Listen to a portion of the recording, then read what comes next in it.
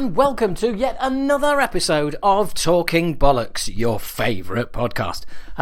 My name is Howard H. Smith. I am lead singer of Acid Rain. I does this here podcast. I also do stand-up comedy as the character Keith Platt, but do you know what? Not doing any of that at the moment because of, yeah, you guessed it, same reason you're not doing what you normally do. But hey, there you go. There is a live link in the description of this podcast. It says support this podcast. If you click that, you can go to Patreon, sign up for $5 a month and get shed loads of extra content. You get to ask questions in interviews of people that you've always wanted to meet, always wanted to ask a question of. We do a live kind of podcast on Zoom once a month. There's all sorts of bits and pieces going on. Seriously, it's got to be worth it. So sign up if you like. Anyway, there you go. That is the intro that I have been doing for 7 years. I know. Podcast started in January 2014 was the very first podcast. And here we are, January 2021. Who would have thought that I'd still be doing it and that you wouldn't have all fucked off and left me by now? So thanks for not doing that. But yeah, it is just kind of bizarre, really. But yeah, time passes and all the rest of it. I will be, as I always do in January, I will be going through my top 5 releases of 2020. But before I be doing that, what's been happening in the world of metal since we last spoke? Well, let's have a look, shall we? There's been all sorts of stuff going on. Corey Taylor, his New Year's resolution is to give up sugar. Now, the reason why I say that is how desperate we are for news in the metal community at the moment. That actually stands up as genuine news. Corey Taylor's New Year's resolution is to give up sugar. Unfortunately, it's not to give up Stone Sour. Please, Corey, do that.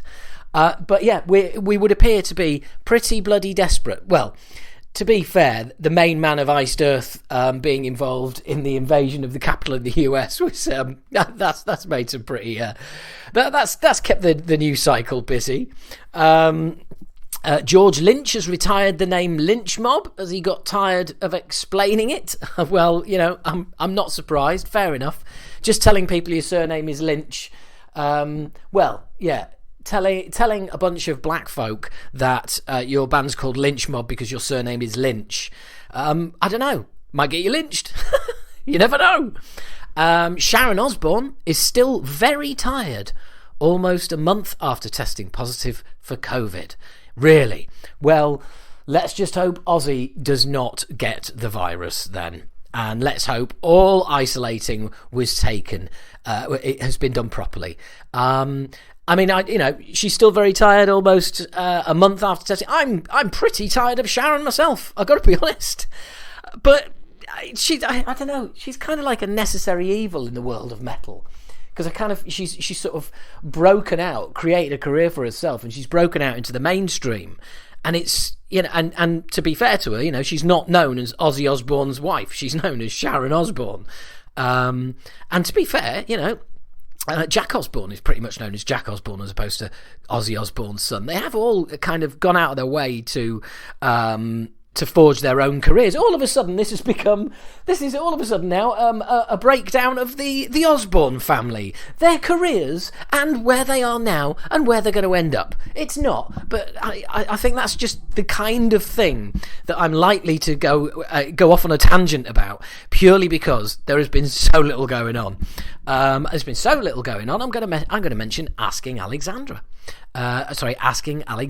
Guitarist Ben Bruce has confirmed that the group's sixth album. I hate it when he's saying the group's sixth outing. It's not a fucking outing. It's an album, right? If you're going on an outing, right, that is traditionally, yeah. That is your mum, your dad, your friends, whatever, saying, "Oh, we're going for an outing. Yes, let's go to Scarborough. Let's go to the seaside. Let's spend a day shopping. Let's have a picnic. Let's go on holiday. Let's have a weekend break. Let's go for a sail. Let's go for a walk." That's an outing. A fucking album is not an outing, is it? And then, of course, there's the other version of outing, which is outing somebody who is gay. And although I think outing is a little bit kind of, I don't know, it's I'm genuinely confused by what I should say at this point, whether, given that I'm not gay myself, I've got to be very, very careful. I'm not sure if outing is still a thing. But one thing I do know is that if you went on you'd go for a school trip, a school outing. We didn't all go and fucking record an album, did we? Fuck's sake. The group's 6th outing, Bollocks, album, tangent, fantastic tangent that. Anyway, it's going to be called Like a House on Fire. It's the album. It's the first album he and his bandmates have ever written sober. And I just got to thinking that it is amazing that more managers, agents don't do a better job of looking out for especially young bands and keeping an eye on their consumption of things that can get out of hand. Now, that's not to say that you can actually do anything about it. Managers, agents can be as concerned as they like, but anybody who knows anyone who's ever been an addict knows that it's impossible, really, to do anything, and unless that person wants helping, you can't help them. And there you go. I've come full circle. I started with saying why don't agents and management do a better job of looking after people. I have then rationalised that, well, they can't, can they? They can only do what they can do. You can't force somebody to get clean if they don't want to get clean, or whatever it is. So there you go. I've started out with my original point, completely and totally savaged my own point, and realised I was talking utter shit. So there you go. Let's have a little bit more of a chat from sober Ben. I didn't think I was going to have anything interesting to say, he said, about not being under the influence during the writing of the LP. It's so stupid. It sounds ridiculous, but I kind of thought without it I'd lost my superpowers, and I was really worried that I was going to go into the studio and not have anything to write about, and not have any way to get anything out that people might want to listen to. I was really in a dark place for a very, very long time. Now that, apart from writing in the studio, which is a terrible idea and very expensive, but I can completely understand where he's coming from, because if you've had that crutch to lean on right from the very beginning of your career, when you take that crutch away, that you are just going to be racked with self-doubt and all sorts of neuroses. And I mean, the best bit of advice that I ever got from in comedy was very early doors, and it was just, don't drink before you go on, and if you drink when you come off, just have a couple and leave. The last thing you want to do is have too many, piss off another comedian, or piss off the promoter or the booker, and that way it's going to damage your career. In fact, all of those can damage your career. And it's just such great advice, because if you start out needing a drink to get on stage, it's going to go, well, as Ben has said, this is what happens. This is where you're at. You end up thinking you can't perform without it. I mean, bizarrely, in stand-up, you get people saying, "Oh, do you have a drink before you go on? No," and they go, "Oh, I would. I'd need one." It's like, well, yeah, but you're not a stand-up, with the greatest of respect. You're a butcher, so why would you? But the point straight away is, do you have a drink before you go on? No. Do you have a drink before you go to work? Well, no, I don't, but that's different. No, it isn't. Not if being a stand-up comedian is your job. Well, yeah, but it's not, because like any other job, you need to be sober to be able to do it to the best of your ability. It's as simple as that. The few advantages you've got as a stand-up comedian over an audience, right, is a mic, 25 years experience, and you're sober. And invariably, whoever's shouting out in the crowd, even if they've got something funny to say, they've got one funny thing to say, and they've had time to think about it. And they'll invariably be drunk, and you can easily deal with them. But well, there you go. There was a nice little bit about comedy. In case you were actually expecting any metal chat on this, no, I've decided to just do comedy this time. Right, let's move on. Fucking hell, Gene Simmons, really? Once again, he has claimed rock is dead. Yes, rock is dead. According to who? Gene Simmons. What a fucking knob. Will he never learn? And what makes me laugh is, how rock and roll is this? Kiss make lyrical changes for Dubai concert, drops blood spitting stunt. So in other words, he says rock is dead and then takes the balls out of his own live show. I mean, it's a bit of a fucking cheek, isn't it? I mean, look, any band who plays Dubai, most bands are going to have to change things. Iron Maiden did it, and you know, I kind of accept that. I mean, the other side of you is, well, look, you know, either we play the whole show as we normally would, or we don't play at all. But let's be honest, there's a lot of money in Dubai, and there's not a lot of money in the music business. So a lot of people are having to go out there and basically change it to make it more suitable to the local culture. But for the main man, one of the main men in that band, to also be claiming that rock is dead, you know, go fuck yourself, Gene. Yeah, everybody's favourite fucking toy gorilla, badly drawn toy gorilla. That's what I think that's what I called him all those years ago. Anyway, a lot of there's been some interesting feedback on Rob Halford displaying assless chaps on his Instagram. In other words, trousers with no ass. And he put it up, and one of the people who reacted to it was Richie Faulkner, who posted a comment saying, "Bro, next tour, less is more." Then Rob Halford replied, "70 this year, bro. No fucks given, no fucks left." And I just think it's really fucking funny. It's also great that kind of exchange takes place in the metal community, and it's not considered a big deal. Nobody makes a big deal of it. And speaking of which, I've still barely got through any of Rob Halford's book that's been provided to me as an audio book. I keep forgetting about it, to be honest. I really, really do. So you know, I will get down to it and do a review. Not that any of you are, like, you know, on tenterhooks wanting to know what I think of it, but there you go. It's something else to fill the show, isn't it? Next up, university students blast Metallica music during Istanbul protest. I watched the clips. It was fucking awesome. It really, really was. It was fucking awesome. The fact that they're using metal, the fact that they're using Metallica just to wind up the government, but also they were using all the relevant songs to protest. Shortest Straw and all sorts of bits and pieces like that. And I just thought, that is what music, rock music, metal music, whatever you want to call it, that is what it was invented for. That is really what it's for. As you know, obviously a pit, but if you can't pit at the moment, which you can't, in fact you can't even have a fucking demonstration, but to be fair, they didn't seem to give a fucking turkey, and it was awesome. So I urge you to check out that material. And that was it. Yeah, it was John Schaefer from Iced Earth who was photographed amongst the Trump supporters at Capitol Hill.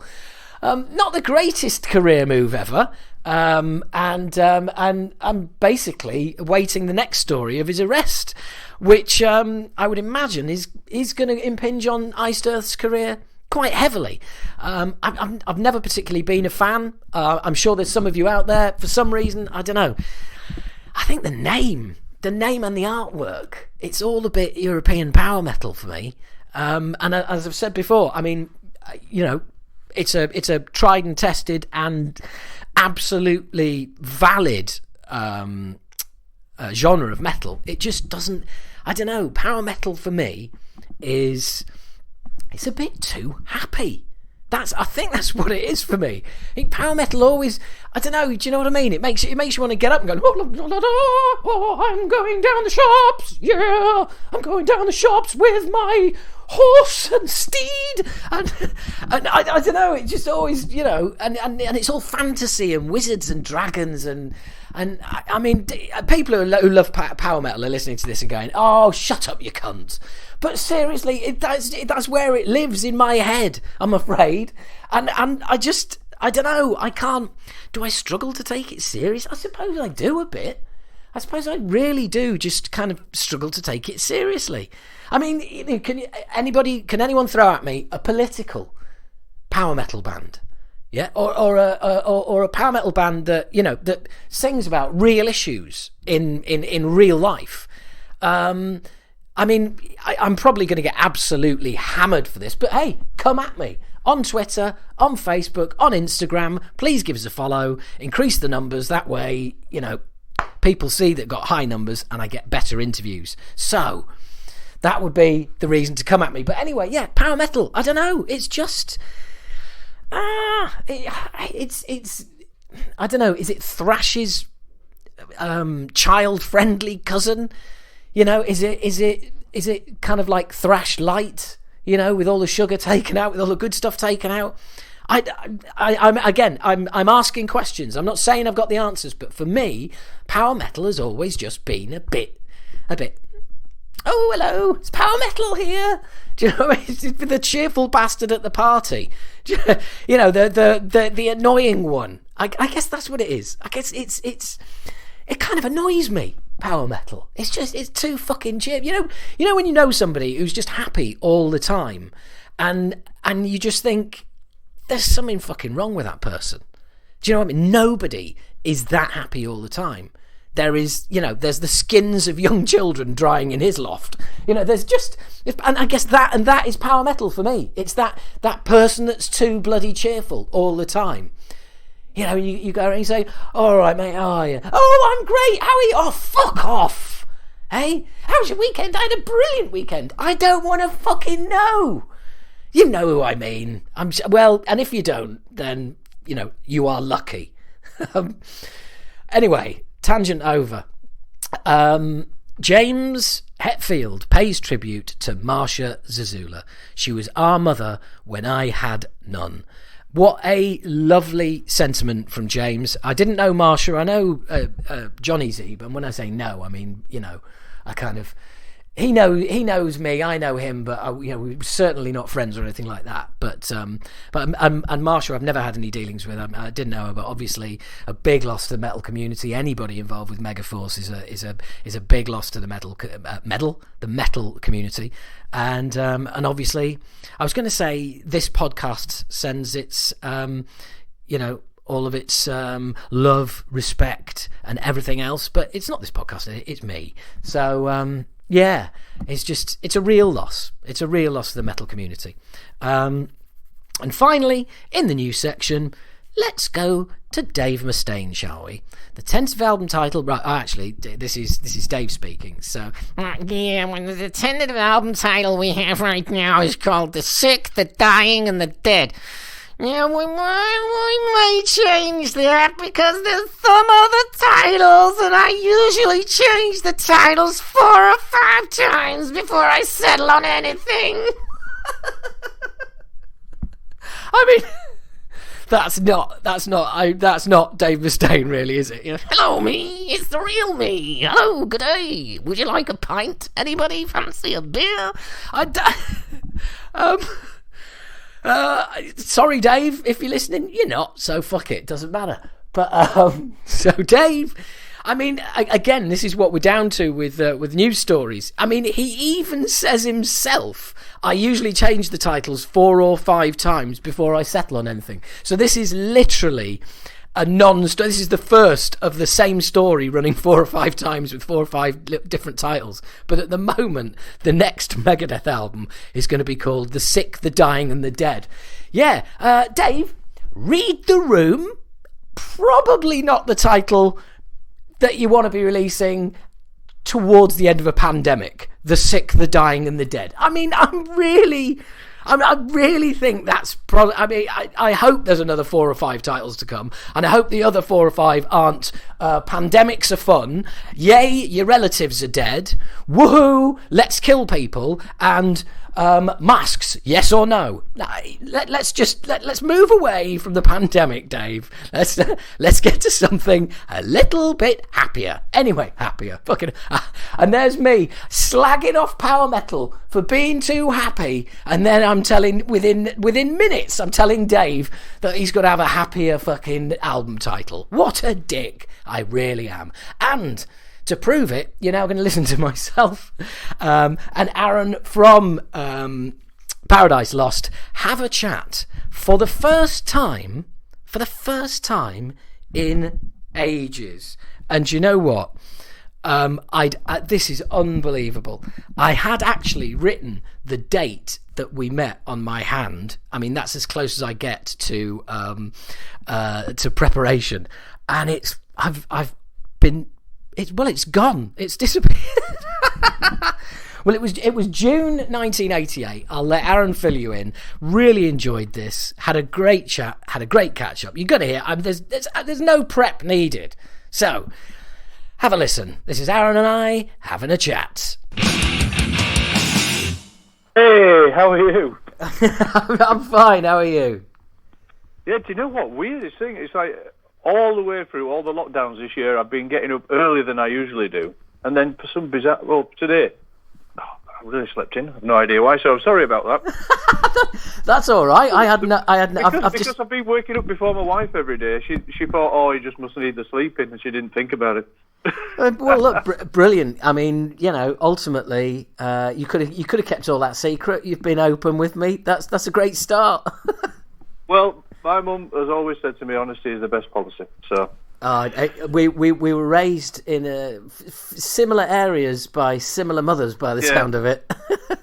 Yeah. Well, the weird thing is I can't lie. It's bizarre, really, but I don't know whether that's how my mum's drummed it into me or not. But it's kind of nice in a way, because I always feel for the people who kind of make up stories, or they do the whole bit of a dream thing happened, or they elaborate on the story too much. Yeah. But then the problem is they have to remember that story in case somebody else tells it. You know what I mean? But I always find out it's just easier. Everything's straight then, and then it's good. Yeah, like you said, the truth. Always tell the truth, because it's the easiest thing to remember. Yeah, it is. Yeah, and it feels good. It does. Obviously, it does. It feels good. Except for the odd white lie, But well, they're always permissible. Yeah. I mean, if it wasn't for white lies, I'd have had considerably less fun in my life. Well, I've got to say, I was thinking, the other day, besides, I can't remember if we bumped into each other at Kerrang Awards in the 90s, but besides that, the last time we spoke, potentially, was June the 23rd, 1988. Oh, mate, I'm so glad that you've gone in on that, because that's exactly what I was thinking. I was, after this was set up, it was like, oh, this would be great, because, I've had a few people, sort of tell me what you've been doing with your career and etc. And it's like, oh, I wonder how he's doing with that. So it's quite nice to actually talk to you to find out, really. Well, so it's not just about me; it's about you. Oh, that's so nice. How have you been anyway? How have you been? Yes, since what was the date again? June the 23rd, 1988. It was Paradise Lost's first ever show. Yes. Supporting Acid Rain and Reanimator at the Frog and Toad in Bradford. Exactly. And we had the other thing I remember, I was so nervous before we played, because Paradise Lost had only been going for 3.5 months at that point. I was so nervous before we played. I was trying to drink a bottle of Grolsch to sort of get some Dutch courage at the side of the stage before we went on. I was shaking so much I dropped it. Oh no! And that thus making everything much worse. Yeah, but I mean, it was. That's the day when I really got the bug, because playing live is my favourite thing, and that was the day where it was like, this is great. Well, even though we had a 30-minute slot and we only had 15 minutes of music, so I think we did 2 songs twice, and we attempted a Sodom cover, which we sort of, I knew 2 riffs, and the rest of the band knew 1, so that didn't go very far. And then Nick took the piss out of the audience for about 5 minutes, and that was about it. I remember, to be honest with you, I really do. I remember it clearly, because I've said, like, over the years, I've always said, we did a gig in Bradford. Reanimator was supporting. We got their demo off them. We gave it to Music for Nations, and they signed Reanimator. That's and right. Opening that night was Paradise Lost's first ever gig. And it's like, basically, as I always say, it's like, if you combine Acid Rain and Reanimator's sales over their entire careers, it's probably doesn't even make up one of your lesser successful albums. Yeah, I mean, we've got 16 albums out now, the studio albums. I know. bananas. It's bananas. I saw it. Because I do occasionally do a little bit of research, and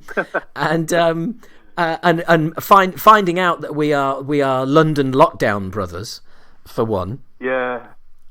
And then seeing 16 albums. I mean, funnily enough, you've kind of beaten me to the punch there, because I was going to say, does that sort of surprise you, or kind of you just look at it sometimes? I'm waffling on. I'm not even thinking about the fact that you might have a range of questions lined up, and I might be just jumping around them all. Sorry. No, not at all. Not at all. No.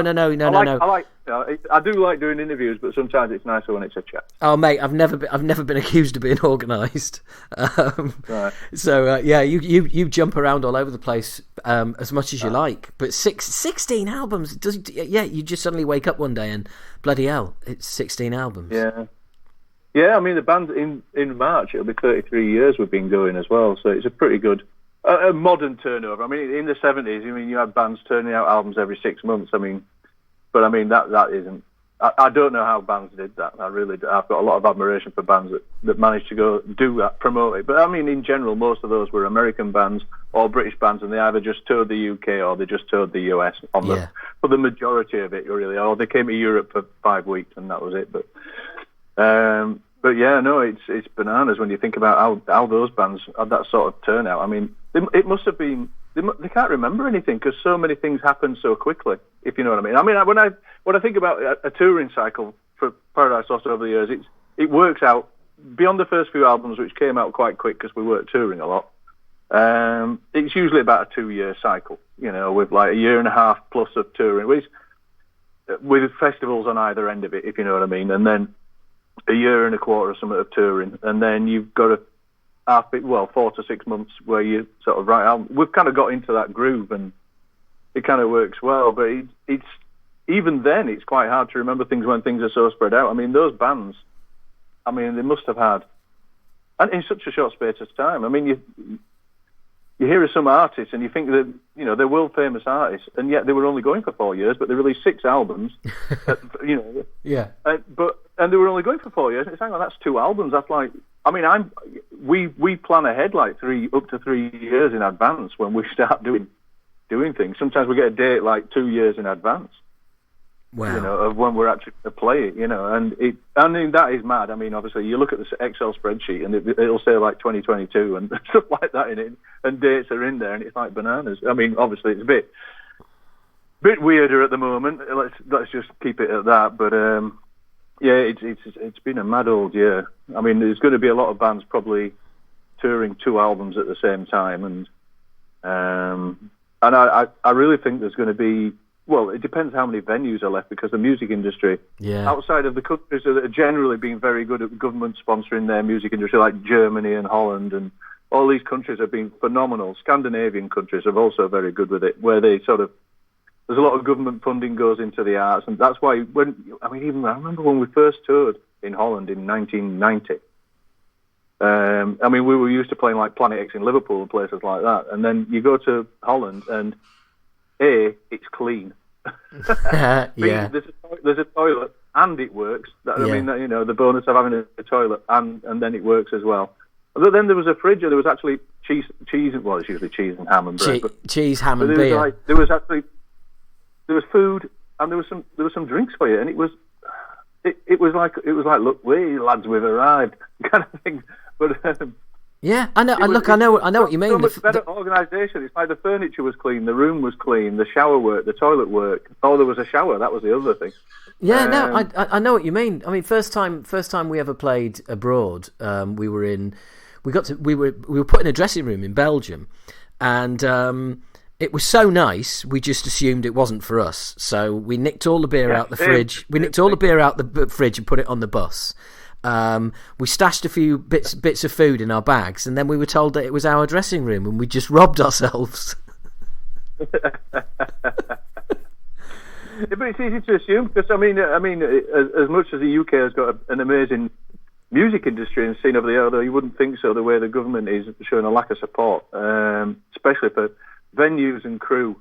I feel for that. I know people have lost so much work and jobs, and it's and there's just no support for it. And it's been such a thing where people who like music are very proud of the music scene from this country and the heritage, and people around the world have loved it, and yet our country doesn't seem to have the same love of it. Beyond, like the more, I don't like to say elite arts, because, but things like, the opera and the theatres, which are great institutions, and they should be supported as well, but there's not been very much help for the smaller venues. I know a couple of venues that have gone.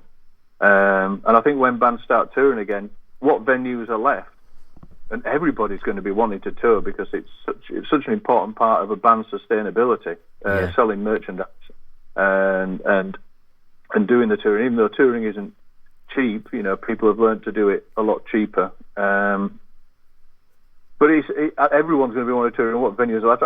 I can just really see there's going to be 4-band bills touring everywhere. Yes. Four headliners. I think it's going to have to be, and I think I just hope it comes through, because I think the industry is going to lose a lot of very skilled technicians because they've had to find work elsewhere, and then and once you get into a steady job, unless you've got, people do have itchy feet. I get the itchy feet. I love going on tour, but not so much spending money on the prices in gas stations, airports, and hotel food, basically. But besides that, I love to travel. I love to play the shows and everything, and it's been a funny old year that way, really, for everybody. And it's looking forward to it. Let's just put it that way. Yeah. I just hope so many of the old institutions and the people who have been in the industry for years, and the people with the stories and the skills, yes, are all there still. And I hope so. And I know what you mean. Going to those venues that have managed to survive, and just hoping that the people that you always see there, who know the industry inside out and are just great to deal with, just hoping they're all still there. A lot of them have literally survived on. They don't pay themselves much. They've got just enough to live for the week, and they've usually got a partner that's got a full-time job. Promote. Some of the smaller promoters and venues. They love what they do. They found it, and it's these people, that are going to be lost, unfortunately.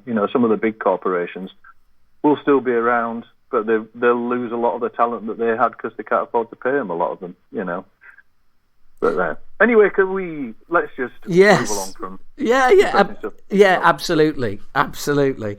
Everyone knows the state of the industry. To be honest, it's venues and crews and things, because, I've done some local crewing and salt of the earth people, and it was just all of a sudden the job, their income has gone, basically, because they literally do. They get paid on the month, or depending on what they've worked, and if they haven't worked, they don't get paid. It's all very much small time, self-employed. Well, it's a point. It's a point I've been making when people saying like, "Oh, what can we do to support bands?" And it's like, yeah, we can make merch and we can put music out and we can do a few bits and pieces, but it's venues that I'm concerned about, because they can't do anything. Well, they can't pay the staff. It's amazing how many people are involved, even for if you've got a show on there's 1,000 capacity, so it's like a medium sort of size hall. There's easily going to be 50 people, 60 people earning money from outside the venue, between rental companies and catering companies, or local crew, stage hands, all sorts. There's a whole ecosystem around it that is damaged. It's not just the venue. The venues will be finding it really hard. Rates are phenomenal, and they're extortionate, really. They don't get any help. But anyway, let's hope they survive, and let's try and be more positive, Howard. Yes, yeah, exactly. I think everyone knows the state of the industry at the minute, so I know it's me that's waffling on. Well, everybody's industry is suffering, but anyway, such is life. Going back to that first time that first and probably last time that we met, because I genuinely don't think that we've bumped into each other over the years. And I've been racked my brains if we bumped into each other. I've got a niggle that we almost have sort of said hello, but not really spent a lot of time talking at a Kerrang Awards in the early mid-90s or something. I've got a niggling thought that maybe, but or via someone at MFN we bumped into each other. That is. Do you know what? Now you might have hit us upon something there. They through somebody at MFN. Either I might have been in the office. You got the 10th anniversary birthday party. I don't think I did. No, the borderline, if I remember rightly. Yeah, no, I don't think I did. In fact, the last Music for Nations thing I went to, very sadly, 11 months ago, was Martin's funeral. Oh no, that's horrible, isn't it? He was an absolute wonderful gentleman. Wasn't he just? Wasn't he just? Yeah. It's rare. There was the man that actually, literally lived and breathed music. I mean, he signed bands because he loved them, not because they were commercially, he didn't think, all right, this is going to make me a lot of money. He never ever thought like that. I mean, he's a man that basically brought Twisted Sister to everyone's attention through Secret Records initially, and it was such. I really liked Martin a lot. I was heartbroken when he went. I know he'd been ill for a long time, and I've kept in touch with a number of the MFN guys. I went to Andy Black, if he was there when you were there. I went to his birthday party a couple of years ago as well, and I keep in touch with Jem, and Liam is still a very good friend of mine. We're like best mates. He introduced me to my wife, in fact. Well, do you know what? That's bizarre, because you've just listed all the people that I stay in touch with, apart from Andy, I have to say. But Jem, I've seen a fair bit of, and Liam, I gave a lift to and from the funeral.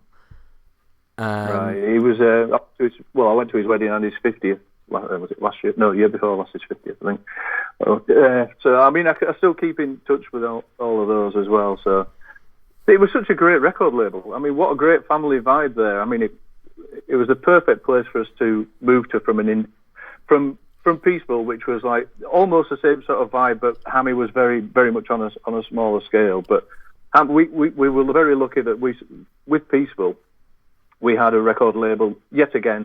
It was about the music, not the money. There were a few other labels around of the same size where I know that artists were complaining that they weren't earning any money or it wasn't fair, and Hammy was always very fair with us. But then when we went to Music for Nations, we went there we just got a really good feeling. We met a few record labels, but with Music for Nations, there was instantly a connection there. There was such an amazing group of people, and they were really enthusiastic about ideas for what you were doing and helping you do what you did, and it was such a great label. Do you know what? That's a really sound point you made there, because I mean, I can just echo all of those sentiments. But, it's the only label we ever had, and they were awesome and they were great for us.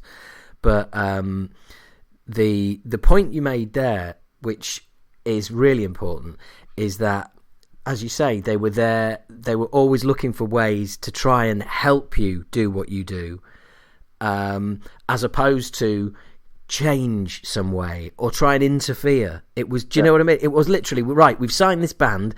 How best can we help you? As opposed to, right, here's what we're going to do with your lot. Yeah.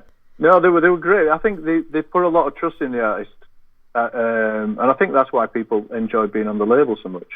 What they did is like, all right, what can we do? What do you need? And it's like, we've had, basically we all we need to do is the studio. But they just left you alone. They trusted the artist. The artist met the music. They met the music available. I mean, that they have that kind of ethos. But they were excited about it. I mean, I remember we took you take an album down. And Martin Hooker was excited to hear it. You know what I mean? He was like, oh, God, I can't wait to hear it. And he was, not just Martin. I mean, that was the beautiful thing about that label, And I went to Peter Grant's funeral a few years ago. Sadly, he passed away as well. But yeah, there was just such amazing people there. But yeah, I mean, and he sort of gave us the thing going forward from like MFN. It was like we got trusted by everybody else after that. It's like, well, what do you normally do? It's like, oh, well, we just give people the album when it's done. I mean, half the time we didn't even give demos to labels. I mean, MFN we did because we knew they'd be excited. Yeah. But then it was a point. It was like, well, everyone just trusted us after that, and we got so used to that being the way. But that was all born out of the relationship we had with Music for Nations in the first place, really. Yeah, I mean, just you did some of your biggest albums with them, didn't you? Yeah, I mean, our Yeah, I would say. I mean, plus it was the 90s, and sales are very different these days compared to what they were in the 90s. Yeah. In general, I think the weird thing is the millennium is literally the turning point from bands losing money on tour. That, because you basically saw that as your advertising for the record, and the record made your money, and then post literally the millennium, it just completely polar flipped, really. But yeah, no, I mean, Icon was a really big jump for us up from Shades of God, and then I think with the wave we had from Icon, I mean, we toured with Sepultura on their Chaos Aedy album. I mean, they were incredible on that tour. I mean, I watched them most nights. I mean, they were the band you thought they were going to be like the next Metallica at that point, because they were that good. Yeah, and the audiences were brilliant, And between our Icon album getting a really good vibe and Sepultura's Chaos Aedy, that tour was amazing for both bands. I think we both sort of G'd up each other's audience figures. Such a good tour. And then we did our own tour for it, and it was incredible. And Draconian Times then eventually became our biggest selling album. I mean, weirdly, the biggest selling one until we reissued Drac Times was actually 1 Second, the last album we did for MFN. But then when we reissued Draconian Times, that became the biggest. But I mean, yeah, it's been a phenomenal album, that, for us. I mean, we were supposed to be playing. We've done a few in the past. We did a few about 5 years ago or something. Shows where we played the whole album. We'd sort of avoided it for years. We've been asked to do it for years, but we didn't want to be. You don't want to be viewed as almost like a legacy act in a way. Oh hell yeah, I know what you mean. I mean, and so internally we said, until we've got an album that's heavier and doing well, we're not going to do anything like this. And then obviously it got to a point where we were doing really, really well. I mean, there was a period after the millennium when I think everybody suffered quite badly with sales. I mean, I remember seeing one figure about 2003, 2004, something like that, where they said like the biggest selling album 10 years ago was Madonna, and she'd sold something like 20 million, something like that. And then it was her last album, which had been at number one, had sold to, it was like a tenth of the sales. And if you condense that down to bands of our sort of size, I mean, that's a massive loss in sales and revenue. And I think a lot of bands struggled to survive through that period in a lot of ways. And we had a bit of support from record labels, so we were quite lucky in that regard. And we had a history. But I think new bands, I think it must have been very difficult for them, unless you sort of came out of the gate and you were instantly selling loads because there was a big buzz and all. Very difficult period, bands. But yeah, no, it's been really enjoyable, and I was really looking forward to doing the Draconian Time shows this year. I mean, they're still pending for next year at the moment. A lot of the festivals just literally got lifted into next year, so yeah, I was really looking forward to doing Bloodstock and playing Draconian Times. I love that festival. The people who run it. What day are you on at Bloodstock? They love the music. You know what I mean? It's a really good vibe. It's a bit like the sort of Wacken vibe. There's a real atmosphere of family there between fans. And the people who run it and everything. So I would love that festival. Yeah, no, I totally agree. What day were you? What day or are you on at Bloodstock? I think it's the same day as Priest. I think it was a Saturday. I think I can't remember off the top of my head. Plus, I don't know. I know they've added an extra day for next year, so I don't know whether they'll move it around or anything. So yeah, no, I think we're still on a Friday, and I think you're still on the Saturday then. So I don't know. We're thinking we might hang around for a day. So if we do, we'll. You know what? That'd be great to catch up. Wouldn't it? It'd be amazing. Although it'd been 33 years, it'd almost been. Actually, it'd probably be nearly 33 years to the day, nearly. Well, yeah, but do you know what? The weird thing is, now you've mentioned Liam, I'm thinking. All of a sudden, I'm thinking, yeah, have we had a, sort of shared a beer or something like that? But I tell you what, actually, we should, if it wasn't for lockdown, we should be doing this in front of a nice warm fire in a pub somewhere. What part of London? I'm in North London. Whereabouts are you? I was going to say, I'm in West London, so it's possible. I'm literally 2 minutes walk from the Piccadilly line station anyway. So yeah, really. Well, I'm not far as well, so there you go. Well, I tell you what, when lockdown's up and we've got a bit of spare time, we've got to meet up for a beer and that'd be good. Yeah, and just spend a good few hours talking about that Frog and Toad gig, or even just catching up on everything in between. Do you see any of the old lads at all? Well, let me see. I've seen I saw Kev probably a couple of years ago.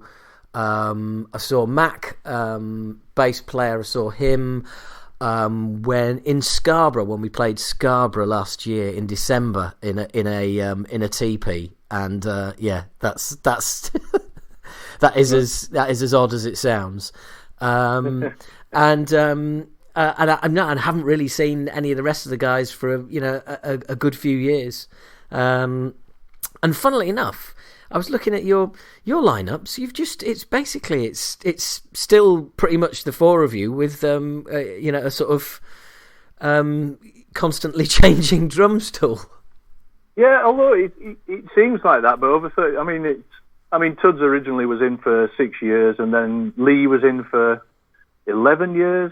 And then Jeff was in for 5, Adrian was in for 5, and then we've had Walter since then. So, I mean, Walter is phenomenal. I mean, he's half my age, but he's more sensible than the rest of us, to be honest.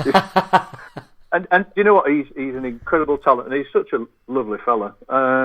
Great drummer as well. I mean, we've been very blessed that we've had amazing drummers.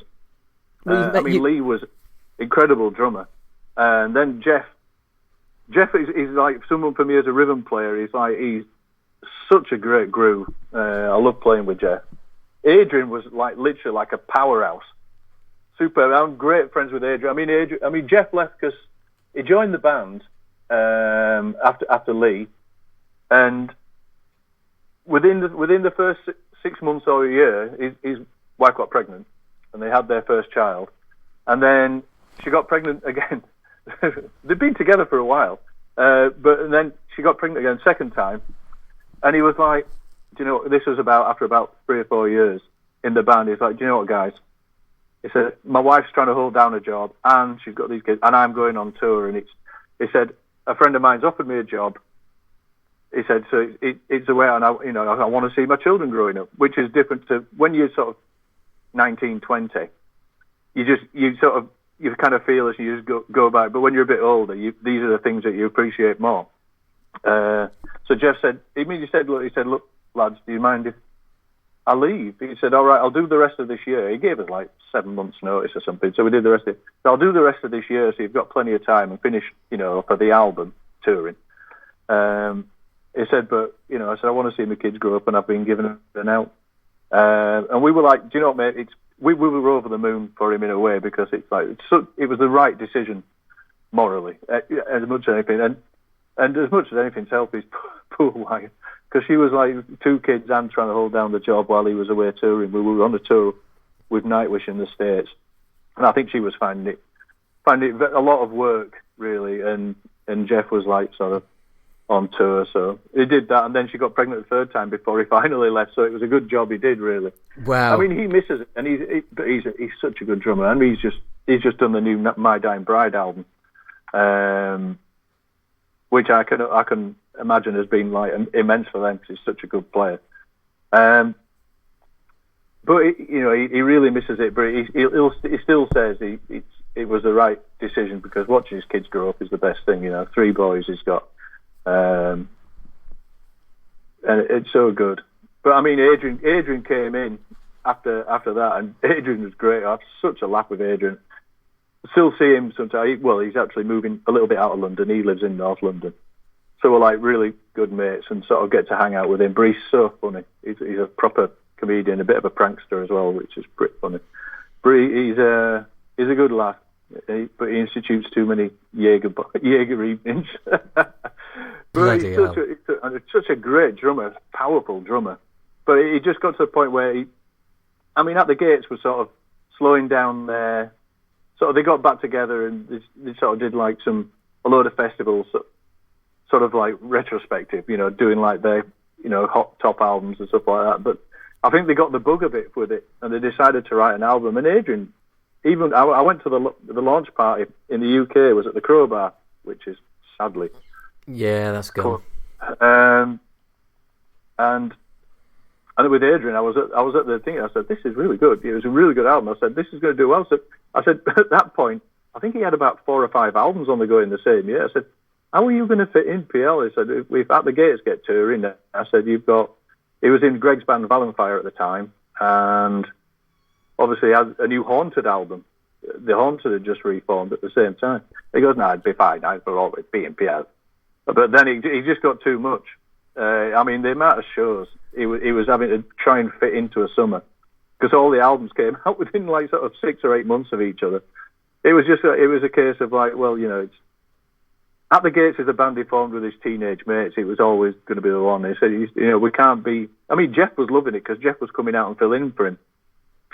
So it was being like the weekend warrior in festival season, and it was great to see Jeff, great to play with Jeff, and good to see him. But it wasn't great consistency for us, especially when we knew we were going to be doing another album. Yeah. And so I kind of mutually agreed. He just didn't have the time to be in PL anymore. I don't think when he joined PL, he wasn't expecting that At the Gates would continue.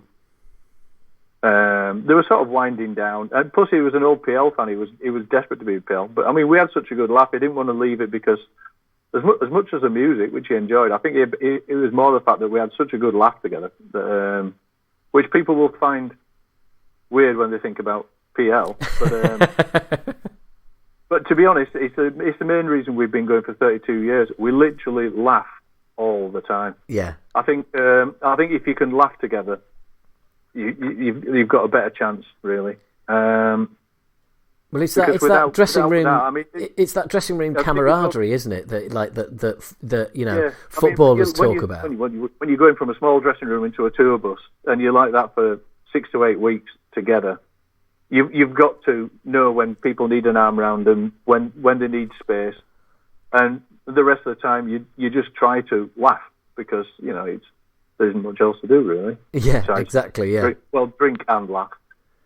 But yeah, no, I think if you can laugh together, I think you've got a good chance. I think Paul Stanley said once, he said two-person marriages don't work, and a band is like a 4 or 5 person marriage.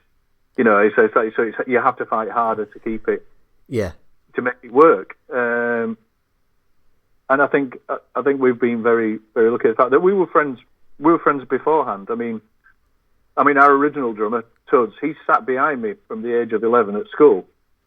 He's still my oldest and best mate. And Greg, the lead guitarist, he was in the next classroom when I was 11. I met Nick when I think I'd just turned 13 and he was 12, from BMXing. Oh, brilliant. Brilliant. I used to BMX as well.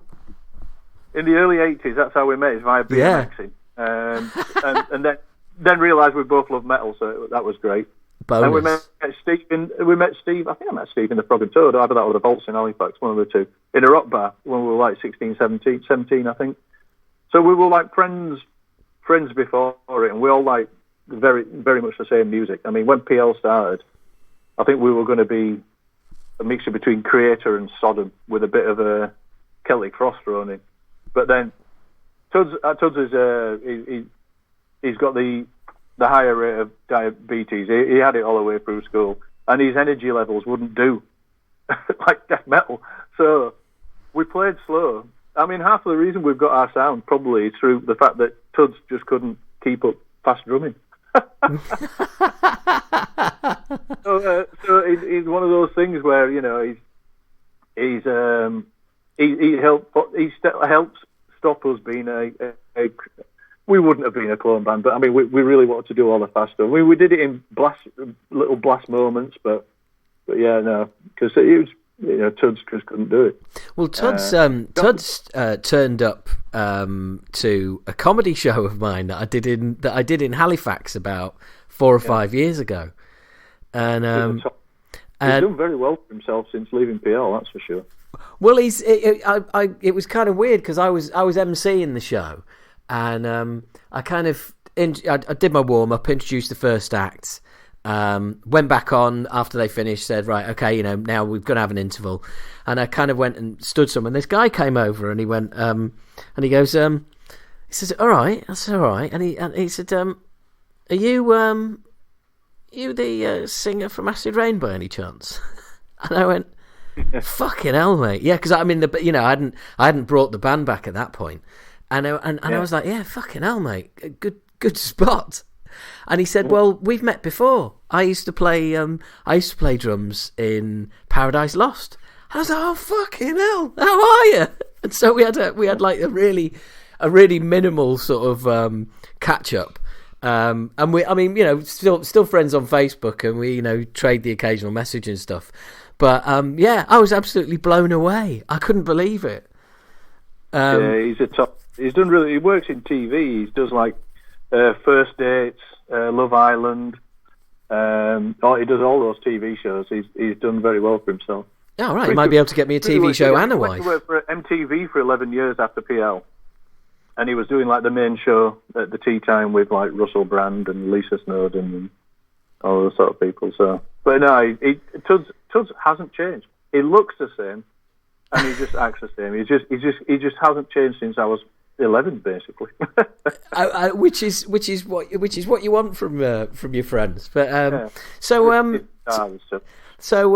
I'm Obsidian, a much better album title than Dragonglass. I've got to be honest. Was there any Game of Thrones fans in the band going? Obsidian. I think Nick just had the idea of Obsidian from. He just wanted something that we just always try to find something that's dark, basically. Yeah. And but yeah, no, it was. I can't remember. I'm not sure exactly where you're from, but I mean, it was. I think something that we thought about 8 years ago, and then it came back. It was like, yeah, it was perfect for the album, because obviously it's a very dark material. Yes, like the album, I suppose. But yeah, no, God, I can't wait to play the songs live. I mean, we did a stream, like a stream show, and so we played 3 of them together.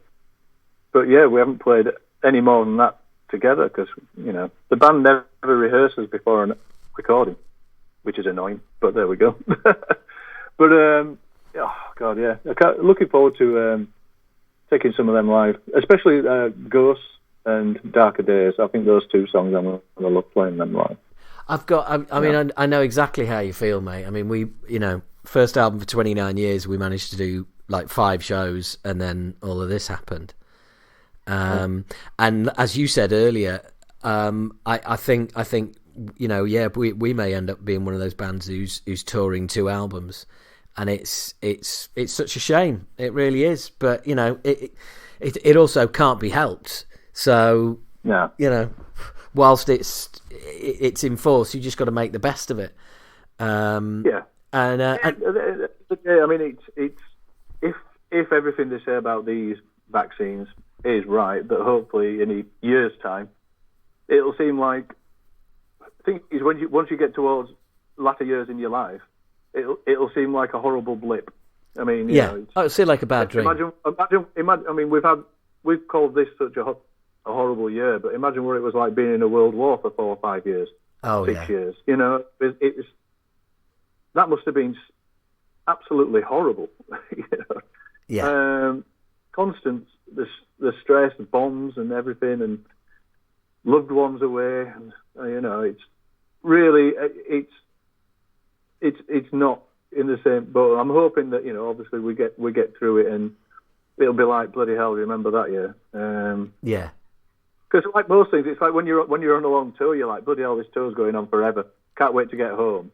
Once you're about 5 or 6 weeks in, it's like you do miss home, a little creature comforts and privacy as much as anything. Because you're literally on top of each other for weeks and weeks on end, and there's no private space, except maybe on days off. But and then, but once you're home for 2 weeks, it doesn't seem like it was 2 minutes long, So I'm hoping that 2020 will feel a bit like that in the coming years.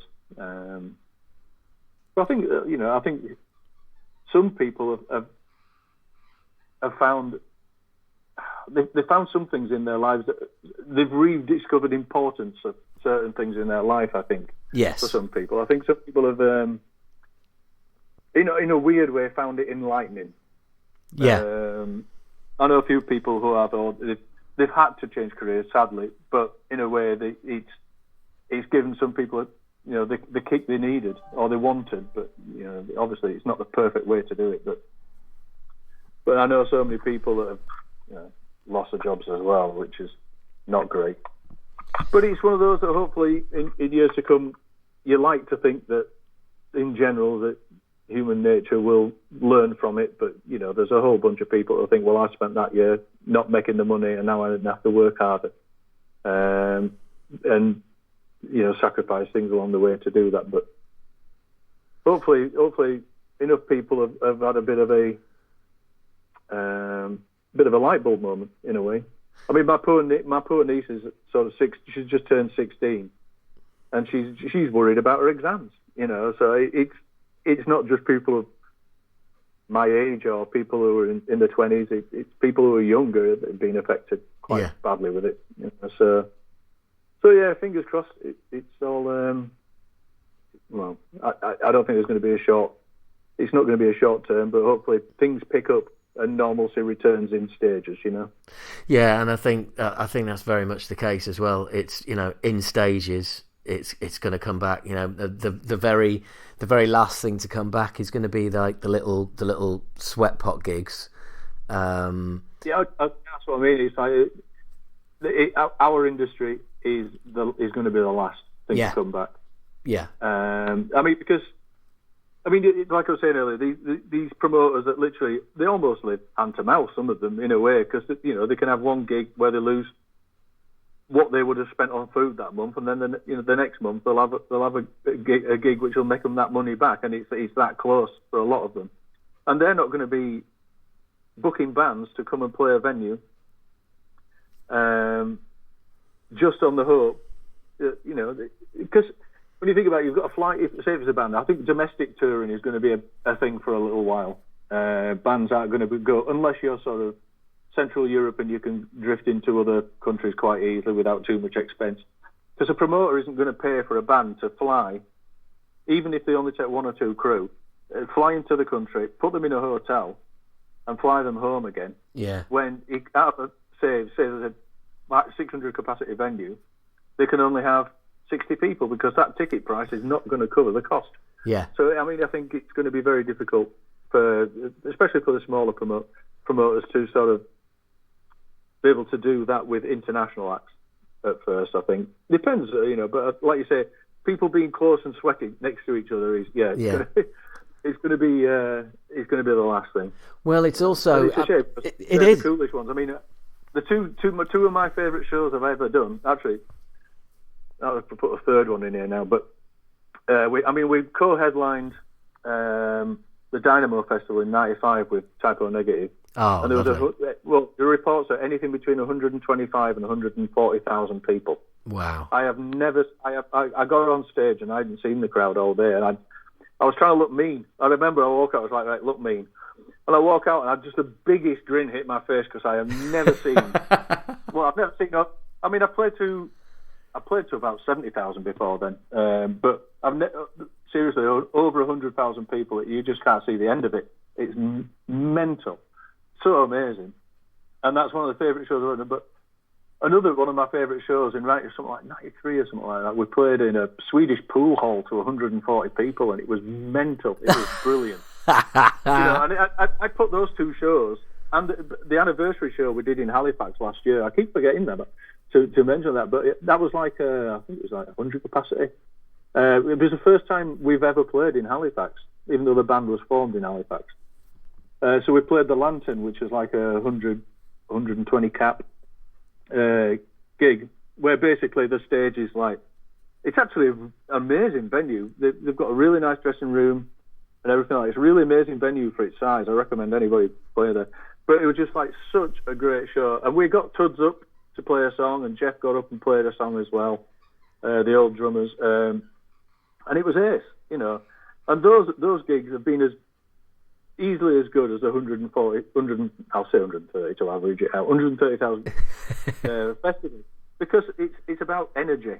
It's not about, all right, that's what she said. It's not about the size. but it's what you do with it. But it's about the energy and the vibe, and small gigs. I love that. I mean, that's what got me into it when we were young. It's like the Frog and Toads, the Planet X's, the Doors, all these gigs. They're the ones that were like, yeah, come on, let's. You just get down and do it. And most of the crowd can't see you, but they're still having a good time anyway. Because you're at eye level for a lot of those kind of shows. Either that, or your hair's getting wrapped around the pipes that were on the ceiling in Planet X and stuff like that. But not my. I don't have that problem anymore. I've been proudly shaved for 20 years now. But I mean, as nice as it'd be to have the option, shaved head is so much better, easier. It really is. But so I think it's going to be a little bit before that happens. But once it does, I think it's going to be phenomenal. I mean, I think everybody has got a whole new appreciation who loves music of actually seeing shows. I mean, I was gutted this year because we were going to be playing a festival with Deep Purple, and now Ian Pace is a drum god for me. I mean, I'm a massive drums fan, so I should have been a drummer, really. Right. I absolutely love it. Ian Pace is an absolute legend for me, and we were going to be playing with Deep Purple this summer. So I was hoping to watch Ian Pace from side of stage, and oh God, I mean, they're still booked for the festival next year. I just hope it happens. But you can imagine with, especially older bands, I mean, the bands that I loved when I was a kid, you've got your Iron Maidens, your Metallicas, all these bands that were like the big bands when I started going to gigs in the '80s. These bands are in the '60s. I know, and some of them are close to 70. I mean, poor Ozzy. I mean, it was funny a few years ago. It was like somebody. So we were at a festival with. It was when Tony Iommi got ill, and they were doing Ozzy and Friends instead. So they had like Slash and Zakk Wylde and everyone on stage. It was a great lineups. And we went out to the crowd to watch a bit, and we were watching it, and somebody stood next to us. I think it was me, Steve, and someone else, our bass player, Steve. And somebody said, it's like, oh, Ozzy isn't sounding that good. But Steve just turned around and said, give him a break, he's a fucking pensioner. Brilliant. And I was like, I hadn't thought of it, because for me, they're still like these young... I don't know. I know what you mean. They're a bit older than me, so I just think of them. I still think of myself as young, so they're just like a slightly older version of me. Yeah. But it was like, I hadn't thought of it like that. But these people, they're going to be more worried about their health going forward. So a lot of these older bands that you've got to see them before they decide, my back's hurting too much, or I can't do it anymore, or worse. I've been making sure over recent years I've been going to see all the bands I wish I'd seen when I was younger, and I've missed a few, sadly. But you've got to go see these bands. But I mean, they've got to be worried. It's like, well, do I want to be in a room full of people who are potentially going to make me ill? When I'm 70 or something. Do you know what I mean? Oh God, yeah. No, I do. They don't accept it when they're on stage. You do get addicted to this. You can't. It's hard to stop. I mean, you come back, and you know what it's like. You've missed the bug. I mean, you've still been performing, but musically, you must have had the bug and missed it to come back. Well, I think, to be honest, I mean, when we were talking about venues and things coming back, I mean, again, comedy is going to be one of the very last things to come back. People laughing, and obviously the transference of any virus, that's a problem. And being being in little basement clubs, which is really where comedy thrives. It's going to be a long time before that happens. And I mean, I did 2 shows in September when we were lucky enough to get back 2 socially distanced shows, which were fun. They still didn't feel kind of right, but it was still fun. But then it was just depressing because it was a reminder of what you're missing. I kind of. I think 25 years I've been doing stand up, and I absolutely loved it, and didn't really think about the band at all until Kev suggested that we reform, and but he was suggesting it sort of 2 years down the line. And of course, by the time we did come back, that was still his entire only involvement in the whole reformation, was suggesting it 2 years previously. So we did try. There was some rehearsals, and that was all good. But over time, I think, basically people had forgotten how much this, it takes out. Because even if you just want to do it as coming back and doing it as a little bit of a hobby, there's still a level of commitment to make it, for it to be good enough to put on anything for people. You have to put time and work into it, and whilst people were willing to put the work in, with coming back, there's a lot of expectation from the people, so you have to try even harder potentially. Well, yeah, there's expectation, isn't there? I mean, people remember how it was when they were kids. And when you look back, things were always better when you were a kid or younger. And if it's somebody's been dying for you to come back for years, there's a lot of expectation on that on their part. Well, exactly, and given there was only me from the original lineup by the time we came back, and it was like, oh my god. So for people to be kind of so accepting of the new album, and a lot of people saying that it's now their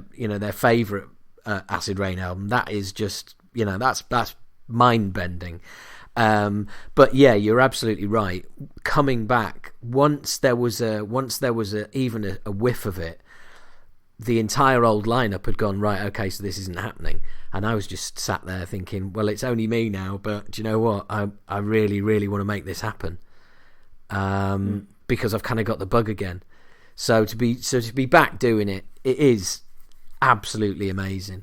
And you're right, it's a drug. It really is. And it's I mean, did you actually, one thing I'm always curious, did you consider sort of altering the name a little bit so the expectation was different, or no the way I covered it was I've done my years in marketing and sales, and the way I decided to deal with it was just calling it a reboot as opposed to a reformation, and it worked. Because basically, it was the opening line of all press releases were basically, look, we tried to reform, it didn't happen, so if you want to hear these songs again, it's this or nothing.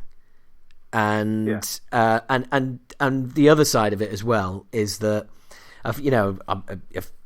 it was generally completely accepted by all the fans, which was amazing. But also, the reason for calling it Acid Rain is our set consists entirely of Acid Rain songs.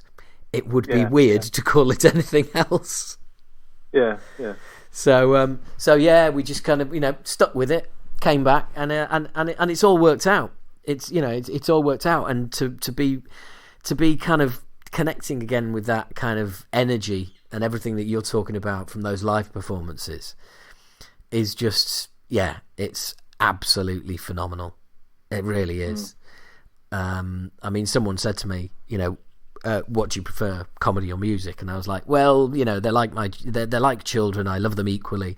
And they were like, yeah, that's not an answer. So they just went, right, okay, you got a gig tonight. It's comedy or music. Which one do you do?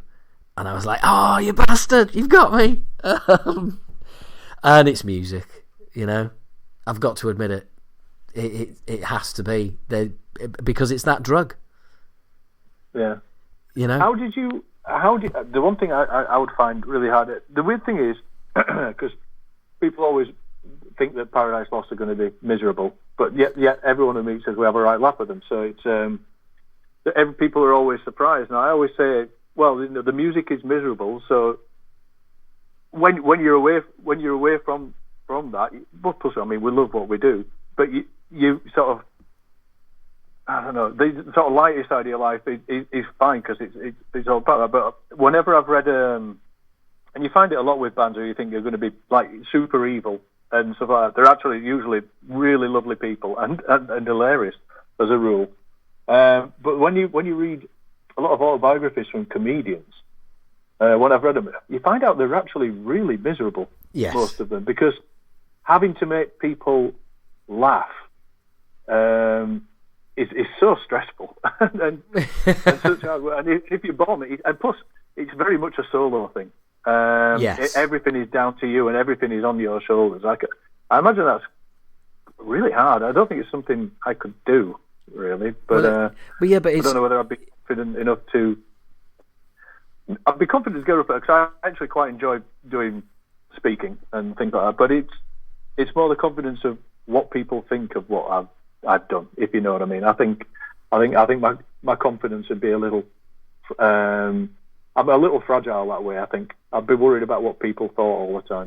Well, do it. So, I mean, big props here for doing it, because I find it's quite a difficult and lonely thing. You push it, criticism and praise. It's 100% either way. It's on you. I mean, how do you get on with that? Well, firstly, it's like having the confidence. It doesn't really. It almost doesn't enter into it. It's about wanting to do it. You have to really, really want to do it, because to get any good at it, you need to be doing it, for quite some time, and you need to be getting up in front of audiences and basically, not doing very well. And you get better and better, like you do with any craft. And risk versus reward, you're right. The risk is higher because you're out there on your own, but the reward is higher because all of the positive vibes and everything is all your own, which is great. And yeah, when it doesn't go well, it's also down to you. I mean, thankfully these days that's few and far between, but there's always one gig lurking around the corner to kick you in the face and remind you that you don't know everything. But ultimately it's the rejection. It's dealing with rejection. You've got to be willing to be able to just brush off a show that goes fucking really badly, and then do 3 or 4 or 5 or 6 or 10 more like that, and just keep going and holding on to the one laugh in 5 minutes, and then eventually you get 2 laughs in 5 minutes, and then and you just if you're seeing progress, I suppose you can live with it. I suppose you know what I mean. Yeah, that's it. But also, progress isn't linear. You don't do gig 1 and you get better and better and better from then on. It's like you can have 10, 15 shows that go brilliantly, and then the 16th show you absolutely eat your balls, and you're just like, right, fucking hell, I don't know anything, I'm back to square one. And you carry that. Instead of carrying the 15 shows before it, instead of carrying that confidence into the 17th show, you do the 16th show. That goes badly, and it removes all of the confidence that you built up, and you start show 17 back to where you were, back at square one, and then you have to do all of that again.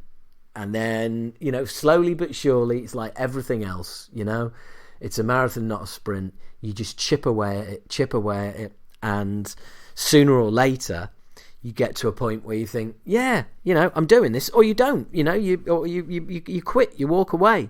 Because there's this other thing about finding your voice as well. I mean, I did it because I left the stand-up scene for 5 years because I got to a stage where I was doing really well, and, I had an agent, I was playing everywhere, but I wouldn't have paid to watch my set.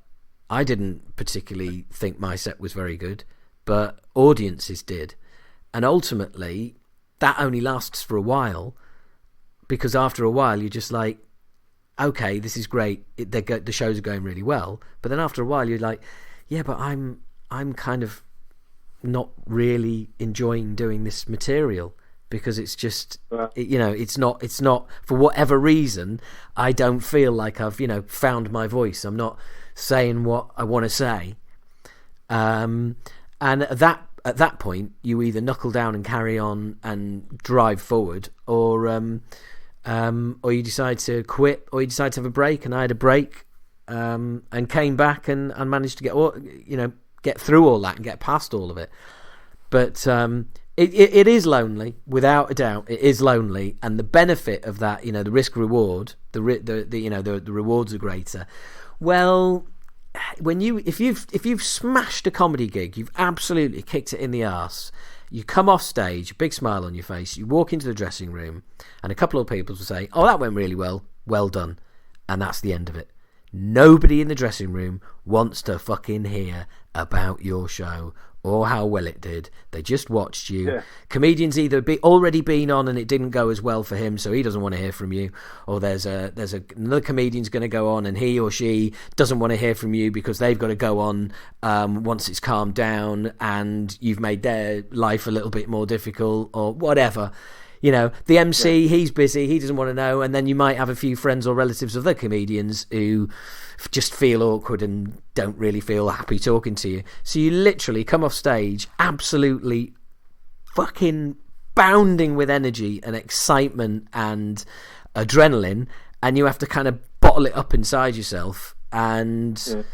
You know, either go for a walk and, you know, go for a walk round, you know, and maybe end up chatting to an audience member or just go and get a beer or just get in your car and fuck off home and celebrate in the car on your own. I think that's the beautiful thing about being in a band. Yeah. You've all just, it's a shared experience and high. And exactly. I think being able to sort of, you know, even if you are sharing a dressing room with other bands, you've got a common feeling there. And I think... that's maybe why the music thing is almost more addictive in a way, because it's a common. Yeah. But I suppose, you know, everyone you I don't know. Somebody else had just felt exactly what you felt, and it's like that's a great feeling. Well, that's that. When we came back into our first tour, and I walked into the dressing room after the gig, and we're all just talking 10,000 words a minute about, oh, what about this? What about that? And oh, wasn't that great? And blah, blah. And in that moment, I was just like, oh, fucking hell, I've missed this. Yeah. You know, I've missed being able to come off stage and share it. Comedy. Yeah, I think that's probably more so because you've been doing the comedy on your own, I think. You probably... Yeah, you're probably right with that, because I think it was just kind of... It was funny, though, because funnily enough, one of the guys in the band who is... who was around back in the day, even played a song with us on the Jokes on Us tour, and I've stayed in touch with him all these years, and Paul is in the band at last after first trying to get into the band about 25 years ago. And funnily enough, on stage when we came off, I was like, wow, you know, that's like, you know, first music gig for X amount of years and all the rest of it. And Paul said, yeah, and between songs, you can tell you've been doing stand-up for 25 years as well. It's because it's like... Were you waffling on? No, it was just like, you know, to the point and, you know, self-editing, because you do, you know, you've got to keep it, you know, stand-up. You know, stand-up is so edited, you can't have any extra words in there. You know, you really want to keep things sharp and nimble. And I guess, you know, he just kind of noticed that it was just like, yeah, you know, I was funny, but keeping it tight as well. Yeah.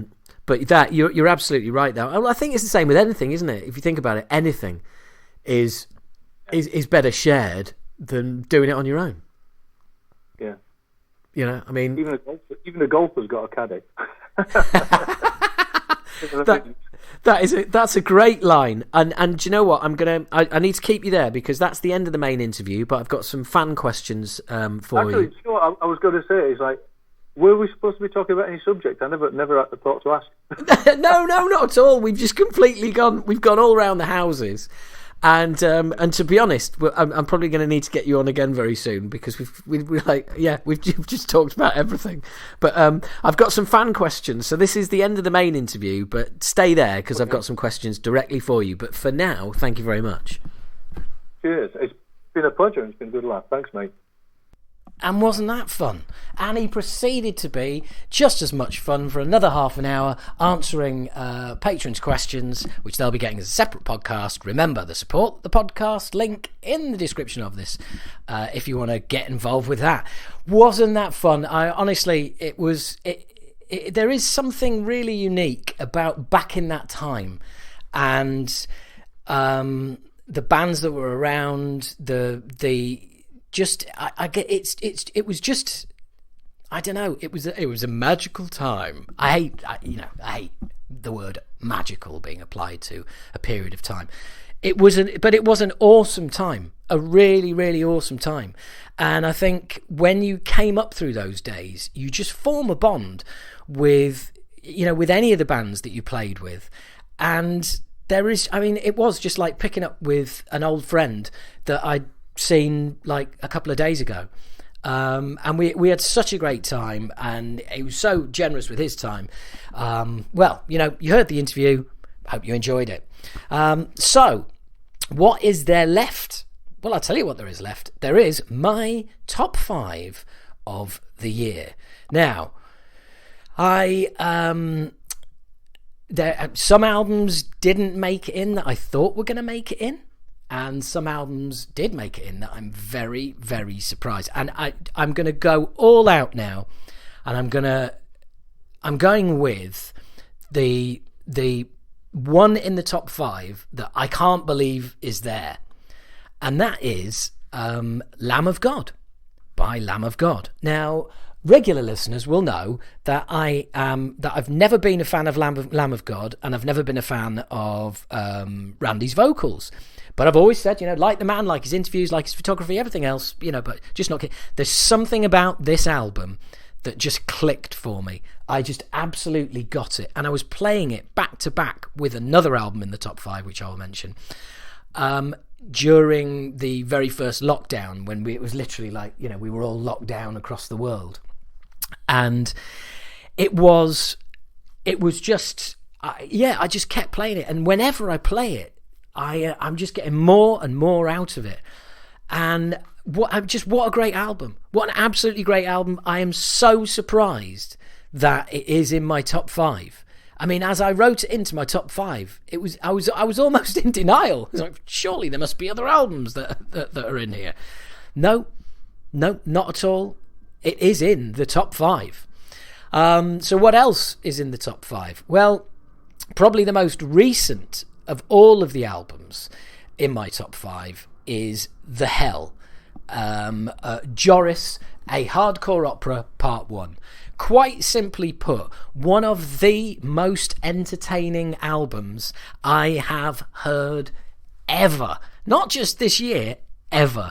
Because it is entertaining. It really is. And honestly, I can say anyone listening to this, find it online, YouTube, wherever you want, and find it online and play the whole album, and you will be amazed at how entertaining it is. How there's all sorts of different song structures, different musical styles. It's told brilliantly. It's well acted, and there is a couple of earworms in there. I couldn't give a fuck about nuts and bolts. Honestly, it's just it contains the best song you will ever hear about working in a DIY store, which I'm sure all of you listening, that sold you, hasn't it? That has sold you. That's what you've been looking for from an album. That's what you've been looking for from an album all year. Well, now you find it. A brilliant song about DIY and working in a DIY store. So that is The Hell, Joris, a hardcore opera, part 1. Now, the next 3 that make up the top 5 are just inseparable. I never do like a this is my album of the year, and this year it's probably as a closer year as it's ever been. The first album that blew me away this year, and another album that helped get me through lockdown, is Quadra by my buddies Sepultura, who I then went on to be able to do a special on the album. That's how much I liked it. So I've had the Seps on the show. I haven't had Lamb of God on the show. I'm getting The Hell on the show, hopefully, fingers crossed. I know somebody, a friend of a friend, who knows Haken, so I'm hoping to get everybody from the albums of the year on. But anyway, Quadra, what an album. What a fucking album. Derek Green rules on it. At no point are you thinking, oh, I wonder what Max would sound like on this. I've said it before, I'll say it again. For me, that album sits perfectly between Chaos AD and Roots. It is that good. It really is that good. The production is absolutely amazing. The songwriting is different class. The depth involved in the writing. There's stuff going on all over the place. Just a wonderful, wonderful album. And the other album that helped get me through lockdown, so that's Quadra by Sepultura, Lamb of God, and the other one was, of course, Protest the Hero, Palimpsest. What an album. I mean, Palimpsest and Lamb of God were just on rotation constantly together. Okay, and I mean, Quadra was off in its own little world, to be honest. Palimpsest by Protest the Hero contains possibly the greatest vocal performance of any metal album that came out last year. I mean, phenomenal vocals, but also phenomenal playing, and great songs, great lyrics, great choruses. Honestly, if you're not into particularly technical music, I would listen to Palimpsest anyway, because the vocals are so incredible that I've had Rhodey on the show before, and he said my job is to make what's going on beneath me sound normal, and I think that's a brilliant description, and he does that job brilliantly. Palimpsest by Protest the Hero makes it into my top 5 albums of 2020 very easily.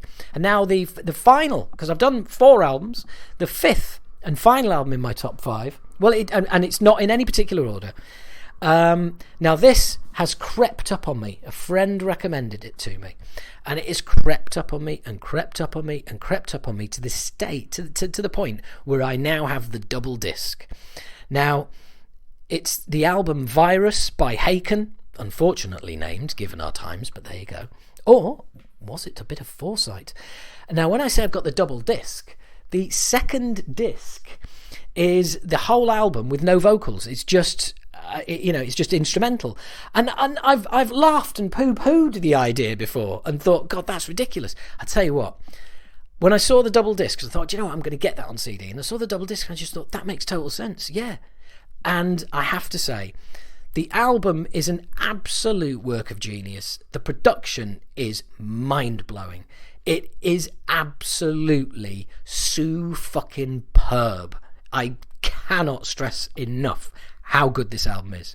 But the weird thing is, I've played that second disc 2 or 3 times now without any vocals on, and I won't say it's just as enjoyable. Well, it is. It's just as enjoyable, but in a different way, because obviously you're not focusing on vocals. And we're all like, yes, I'm a vocalist, but we all tend to listen to the vocals more than anything else.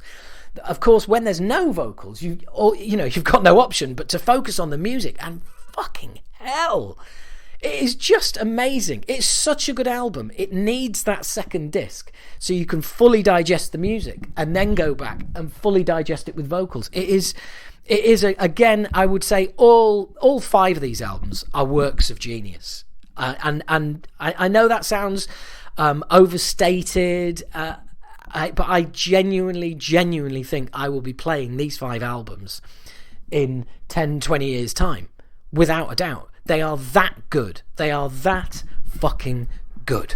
Congratulations and thank you to Sepultura, to Protest the Hero, Lamb of God, Haken and The Hell for making life that little bit easier during lockdown and during the last 12 months, because it ain't been easy for any of us, but it's those albums have made a big difference. Now, some albums that are worth mentioning that didn't get into the top 5. Killer Be Killed, Reluctant Hero. It's good, but it's not right. No, it's good, but it's not getting in the top 5. Also, the Devil Driver album, the name of which I cannot remember for some reason. Oh, there we go. Dealing with Demons. Again, good, enjoyable, solid. And Deftones as well. Ohms or Ohms, depending on how you want to pronounce it. Well, it's probably Ohms, really, isn't it? Again, it's good, but the thing with Deftones and the thing with Devil Driver is I see them in my player and go, oh yeah, I've got that. They're not demanding to be played again, whereas Quadra, Palimpsest, Lamb of God, Virus, and Joris, I can't. I if I see them, I go, I've got to play that. I've got to play it, and I've got to play the whole album, and all 5 of those mean I've got to play the whole album.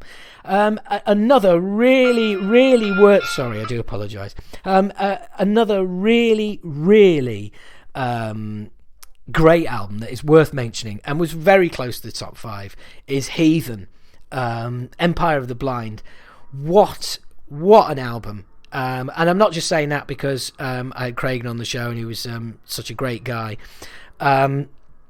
It's just, yeah, it is a great album.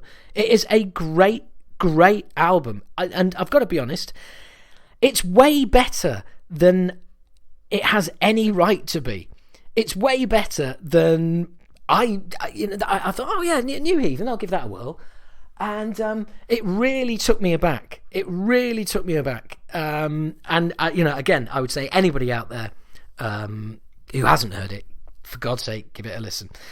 And just a final mention for possibly the best EP of the year, which was A Wisp of the Atlantic by Soilwork, which opens with a very brave 16.5-minute track. And I mean, they deserve a shout out just for having the balls to do that. But it's an amazing song. It's a great EP, and I really would recommend anyone having a little listen. It's definitely worth it. Now, before I go, given it's New Year and we all do New Year's resolutions and all the rest of it, well, I'm not doing a New Year's resolution, but I am going to do an advert. Now, before you think, what the fuck, Howard? I'm not getting paid to do this. I'm doing it because I want to share something with you. Basically, I've smoked weed, traditional spliffs, weed mixed with tobacco for many, many years. And obviously, I want to get rid of the tobacco. I want to get rid of the bit that's, likely to kill me. The bit that's legal, yeah, that makes sense.